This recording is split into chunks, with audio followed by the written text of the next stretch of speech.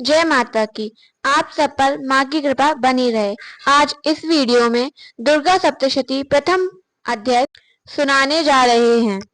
आज से 9 दिन तक भक्तों माता के सप्तशती अध्याय सुनाएंगे। दुर्गा सप्तशती पाठ से पहले कवच, अर्गला स्तोत्र, कीलक स्तोत्र का पाठ करना भी उत्तम बताया गया है। दुर्गा कवच, अर्गला स्तोत्र और कीलक वीडियो पुराण वचन पर डाल चुके हैं, जो आप सब सुन सकते हैं। दुर्गा सप्तशती का पाठ नवरात्रि में प्रतिदिन श्रवण करने से श्रेष्ठ फल की प्राप्ति होती है। तो सुनते हैं मार्कंडेय ऋषि द्वारा दुर्गा सप्तमी प्रथम अध्याय सुनिए। महर्षि मार्कंडेय जी बोले, सूर्य के पुत्र सार्वड़ी की उत्पत्ति की कथा विस्तार पूर्वक कहता हूँ, सुनो। सार्वड़ी महामाया की कृपा से जिस प्रकार मनवंतर के स्वामी हुए, उसका हाल भी सुनो। पहले स्वारोचिष नामक मनवंतर में क्षेत्रवंशी सुरत नाम के एक राजा थे। सारी पृथ्वी पर उनका राज्य था। वह प्रजा को अपने पुत्र के समान मानते थे, तो भी कोलाविदंशी राजा उनके शत्रु बन गए। दुष्टों को दंड देने वाले राजा सूरत की उनके साथ लड़ाई हुई। कोलाविदंशियों की संख्या में कम होने पर भी राजा सूरत युद्ध में उनसे हार गए। तब वे अपने नगर में आ गए।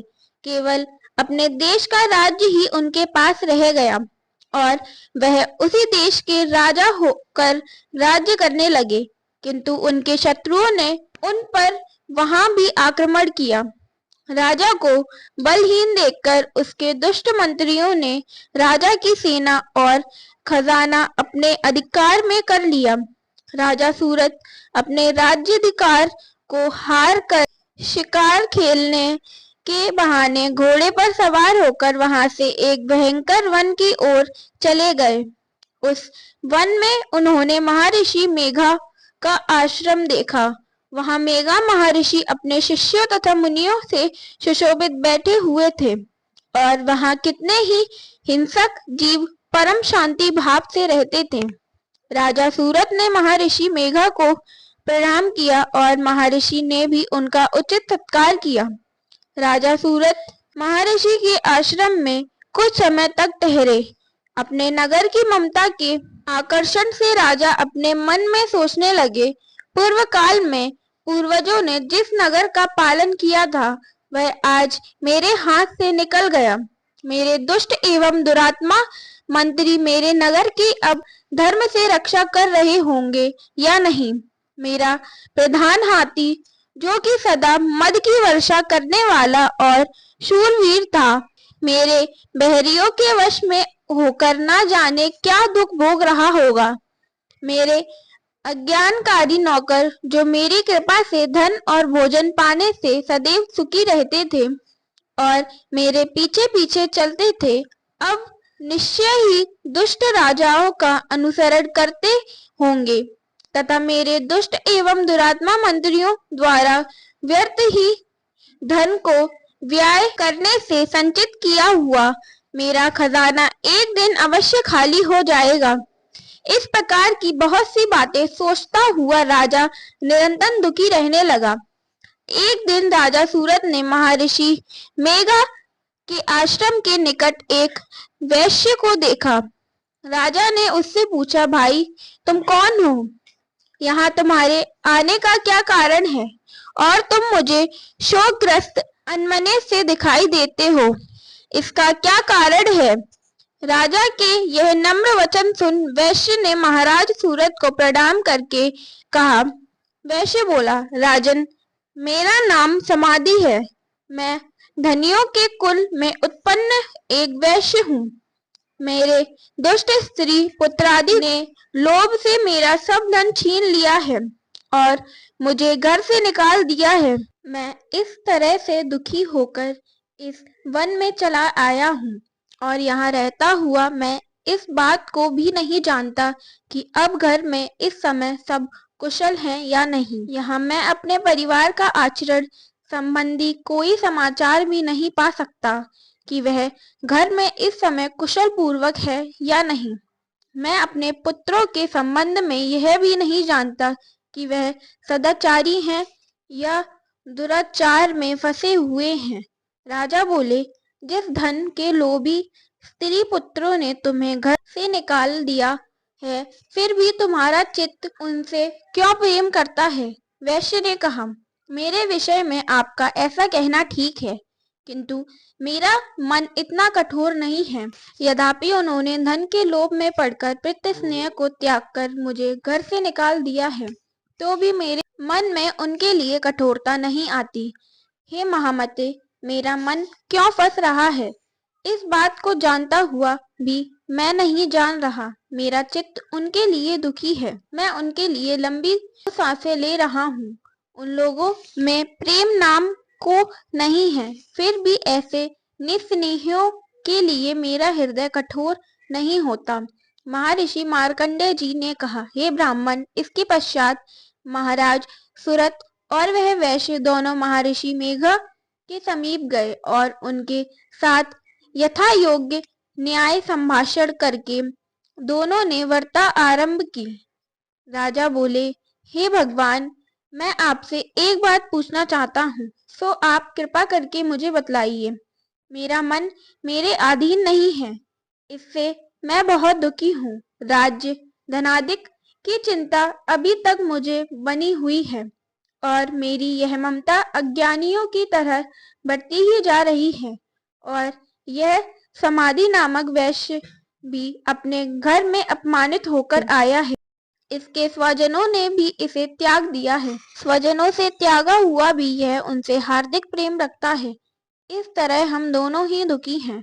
हे महाभाग, उन लोगों के अवगुणों को देखकर भी हम दोनों के मन में उनके लिए ममता जनित आकर्षण उत्पन्न हो रहा है। हमारे ज्ञान रहते हुए भी ऐसा क्यों है?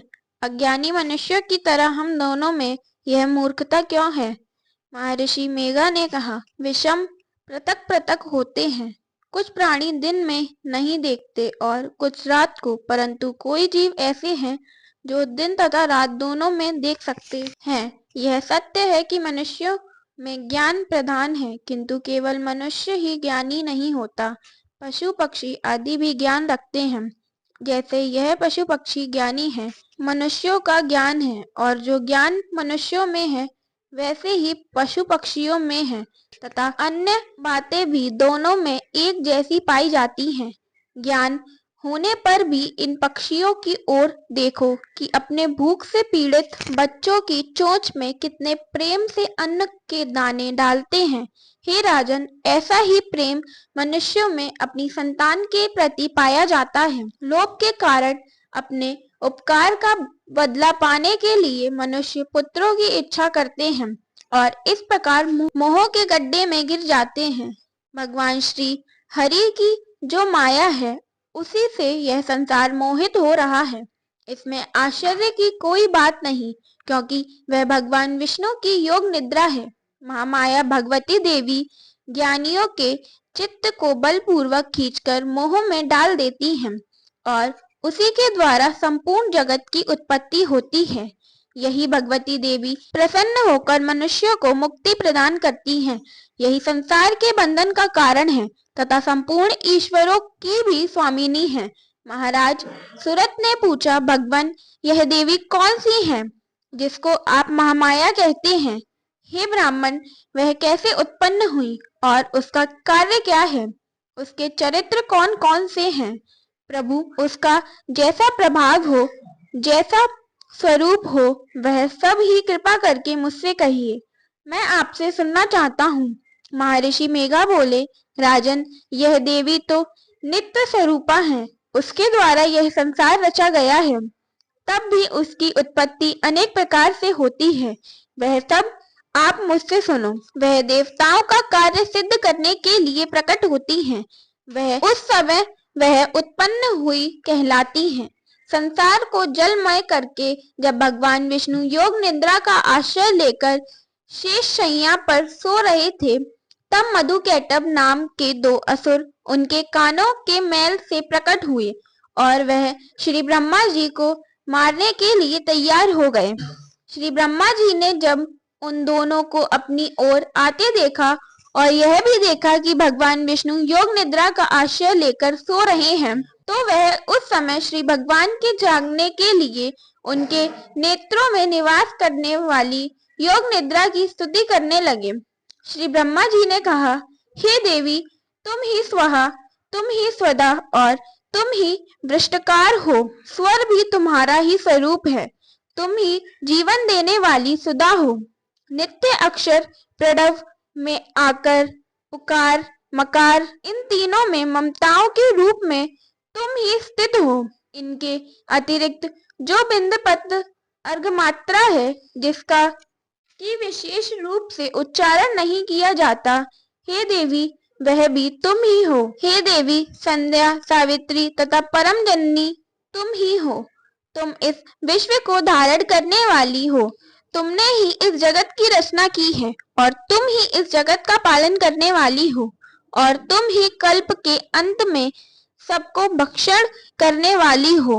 हे देवी, जगत की उत्पत्ति के समय तुम सृष्टि रूपा होती हो, पालन काल में स्थित रूपा हो और कल्प के अंत में संहार रूप धारण कर लेती हो। तुम ही महाविद्या, महामाया, महामेघा, महारात्रि और श्री ईश्वरी और बोध स्वरूपा बुद्धि भी तुम ही हो।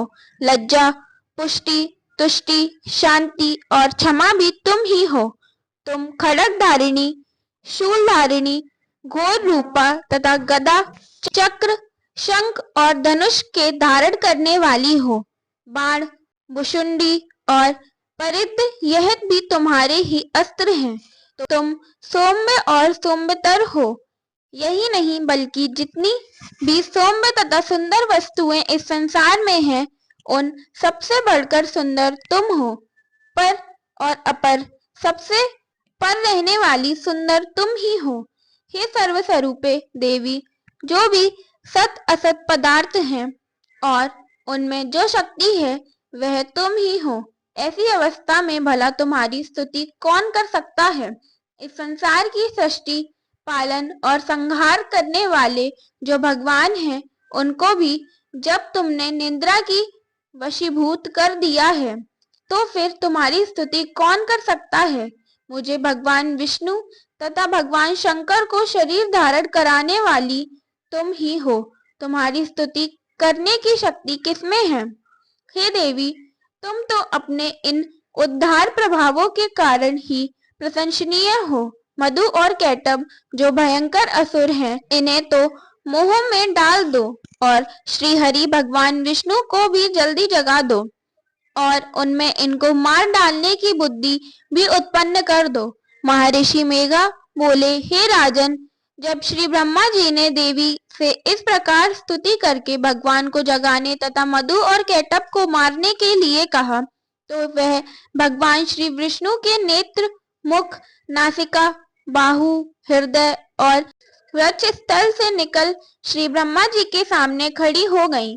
उनका ऐसा करना था कि भगवान श्री हरि तुरंत जाग उठे और दोनों असुरों को देखा, जो कि अत्यंत बलवान तथा पराक्रमी थे और मारे क्रोध के जिनके नेत्र लाल हो रहे थे और जो ब्रह्मा जी को वध करने के लिए तैयार थे।